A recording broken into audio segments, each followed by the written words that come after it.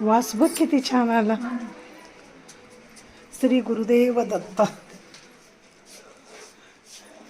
हे जे पोती आहे हे काय? हस्तलिखित पोथी हे ताई. ओरिजिनल गुरुचरित्र. ओरिजिनल गुरुचरित्र. 550 वर्षापूर्वी. 550 वर्षापूर्वीचं. 550 वर्ष. फोटो हा निकल होता. हे साईंदेवचे मूळ घर आहे ताई. हे महाराज ये पादुका करणा पादुका. हे आता 17वी पिढी चालू आहे. 17वी पिढी. खरंच आहे, किती सुंदर मंदिर आहे बघ हे. अरे खूपच छान. तुम्हाला बघायला स्कॅनिंग आहे, बघू शकते. ओरिजिनल कोण भी हात नाही लागते का? स्कॅनिंग आहे, बघू शकते.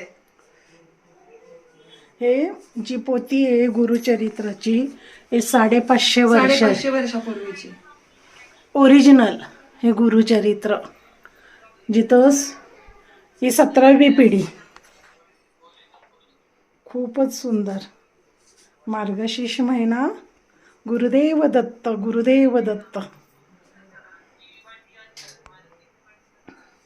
हे तुमचं देवघर किती छान आहे. ते तुम्ही कोरलेला हनुमान आहे का? हा, ओ हनुमान पुराणीची आहे ताई, आताची काही भी नाही आमच्याकडे. आणि हे घर पण ते हा, आम्ही थोडं थोडं आतमध्ये बांधले ताई. खूपच सुंदर.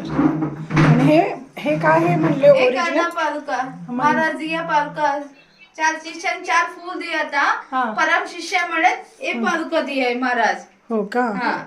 म्हणजे 4 शिष्य 4 फूल दिए थे ना. पाषाणचे फूल दिया था. 4 फूल. परम शिष्य मुळे पादुका एक फूल दिया था. आमच्या पूर्वी लोक काय केले फूल माहिती नाही. अजून आमच्याकडे गुरुचरित्र पादुका आहे अजून. गुरुचरित्र आणि पादुका आहे. मला मराठी पटकन येते. हे गुरुचरित्राचं. कन्नड येते. हा, कन्नड भरतो. श्री स्वामी समर्थ.